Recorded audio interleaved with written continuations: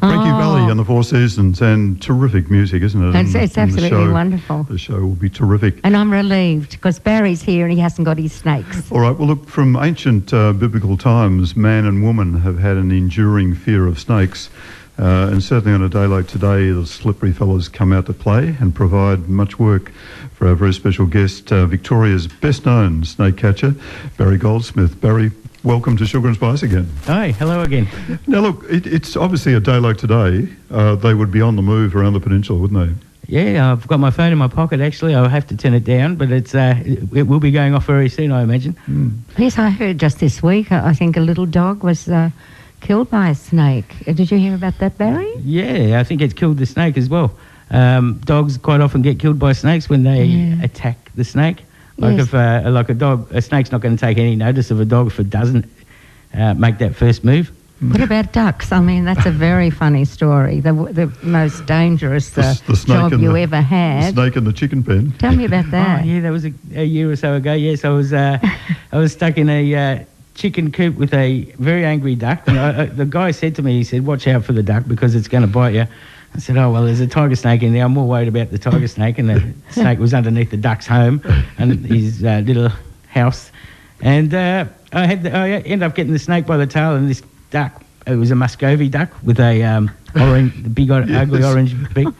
It grabbed hold of my crotch, yes. But it only grabbed the jeans, which I was lucky. Oh my but God! I had the snake in one hand, and I had the duck hanging off my crotch, and I was bent over because it was a low chicken coop, so I was all bent over at the same time. It was a disaster. No video of that, though. It's a dreadful mental picture, but the duck must have been a friend of the snake.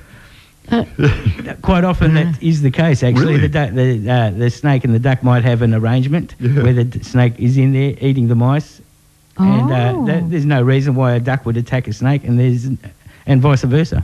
Now look, a day like today, it's going to be, according to the forecast down here, around the peninsula, 34 degrees. If you walk out and there is a snake in your backyard, what should they do? Don't hit it with a shovel. Well, if you walk out in the backyard and you see a snake, you just need to watch it because, here on the peninsula there are lots of snakes. You don't have to be scared of it. You can watch it, you can take photos. If you take one step back from it, the snake will feel safe, and it's certainly not going to come at you. No snake has ever attacked somebody just for walking out into their backyard and seeing it. It's always that little bit of interaction that provokes the bite if they get one. And then they ring you. And then they ring me, yeah. And if they keep an eye on it until I get there, then I'll be able to catch it. But if they let it disappear into the grass, well, that decreases my chances by probably about 30% of catching it. Yeah, well, Barry is a professional snake catcher. He's the company is Mornington-based Snakes and Wildlife Control. Barry, you're quite annoyed that people tend to want to kill a snake. It's an old-fashioned way of thinking. Lots of people still think a good snake is a dead snake. You can blame Hollywood, you can blame the Bible, I suppose, as well.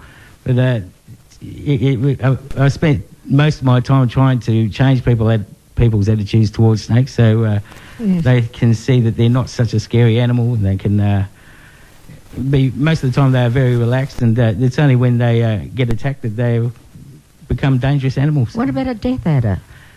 Death adders are just another snake. They're just... actually, we don't get death adders here on the Mornington Peninsula, but death adders tend to hunt differently. They'll sit in one spot, and they'll basically sit there while you stand on them, and then they might retaliate by biting you. But a lot of the time, the snake will give you a dry bite as well. They'll just turn around and give you a nip just to say, "Get off me," and that will have no venom in it. No. And lots of people present at hospital. I think there's about 3,000 cases of snake bite every year, and only a dozen or so of them are actually envenomations.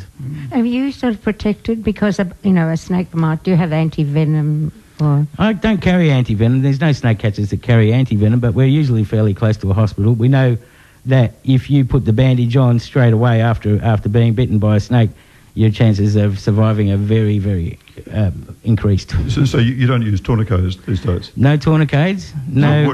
If you are bitten, what's the best procedure? Oh, you get something wrapped around. You've got to try to suppress the venom in the lymph node, because Australian snakes have tiny teeth, and the venom tends to stay on just under the surface. So if you compress that with a compression bandage, if you haven't got one, you could rip up a shirt, jeans, all sorts of things like that, and compress that and splint it, so because the muscular movement will also help spread the venom.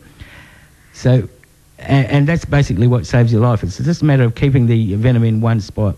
And do you wash the wound? No washing, because when you get to the hospital, the nurse is going to give you a VDK, which is a venom detection kit, which is supposed to tell you what sort of snake bit you, but blood tests and urine tests will tell you the same thing. But ideally, you don't wash it, and you test the VDK first. Right. Yeah. And what about, you said you'd been out today, but it was only a hose. It was a rubber snake, yes. Well, was someone just wasting your time? No, sometimes people put out rubber snakes to scare birds. It doesn't work. And basically it just scares the neighbours. Sometimes a bird or an animal will come down, pick it up and drop it next door. And I think that's what might have happened here. Or maybe a kid threw it over the fence just as a joke. Yes. I've been out to about 8 rubber snakes so far this season. Oh, Really? Yeah. But you've got snakes at home, haven't you? He's got snakes out in the car, haven't No, he hasn't. He did last time. No, I've got some rubber snakes in the car, but I've got some live snakes at home too. I keep death adders and tiger snakes. And Yeah, I know you do. Gorgeous, one of them, Gorgeous Lizzie or something? Gorgeous George. Oh, Gorgeous George. He's a Chapel Island tiger snake. He's got his girlfriend around at the moment, so they're getting jiggy. And another one, Sweetheart. Are they? Yeah, Sweetheart, the tiger snake, and Gypsy and Voodoo, the 2 death adders. And Is it the mating season now? oh well, yeah, they are. I'm seeing a lot of snakes in pairs. I've been called out to a few pairs of tiger snakes. Yesterday I was down at McClellan Gallery, Art Gallery. Yep. Picked up 2 tiger snakes from there, from behind a little tin shed. Yeah. The day before, actually the same day, yesterday, I was in a drainage pit in Rosebud on 6th Avenue. 6th Avenue in the Pean Highway, right out in front of the service station. Then there was a tiger snake in the pit. Oh, so you're busy. Yeah, fairly busy, yeah. Oh, he's very busy, and he's also a security guard. You know, he's just at the Elton John concert I have the other to night. paint the picture that Barry is a very fit-looking guy. Oh, he's tattooed, and part of your life, when you're not catching snakes, you're trying to catch would-be assailants on pop stars, and you look after pop stars. Yeah, well, that's what I try to do. It's a little bit hard when they don't help me out. You get people like I can't really mention any names, but some guys will make our job harder, and other people will make it very easy.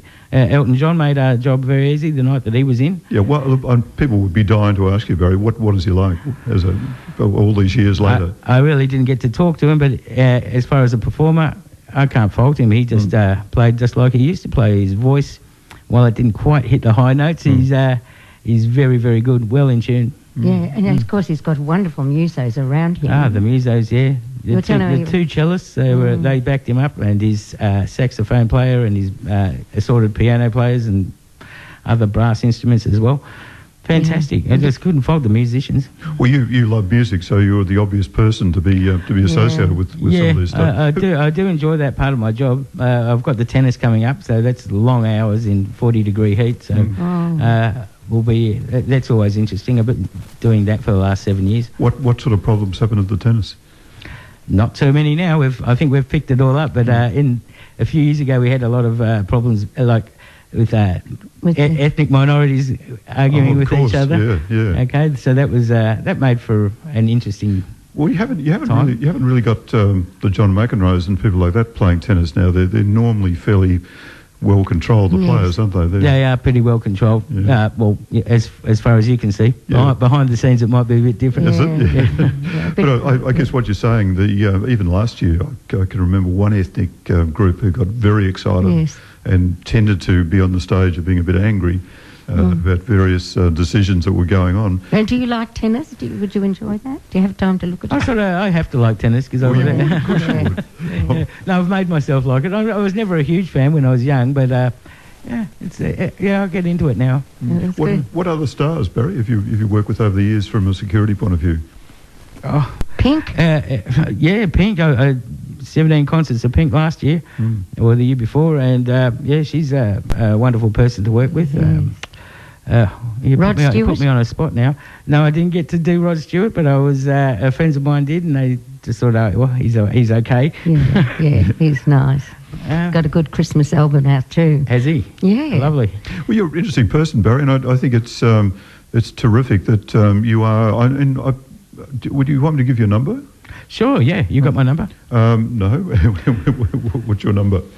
If you see a snake, you can ring 0408 067062, or you could ring 0359 750481. What's your wife think about all this? She loves it. She works with she me. has snakes as well. Does she go out catching them as well? She's my photographer. If you go to my yep. YouTube channel, you'd see 300 videos of me catching snakes, Right. which are all little short videos. But So what's the YouTube if they just look up Barry Goldsmith? no, it'll be under Snake Man with 4 S's. Right. Yes. Okay. And I got a quote from Barry saying that when he's around snakes, he feels all warm and fuzzy.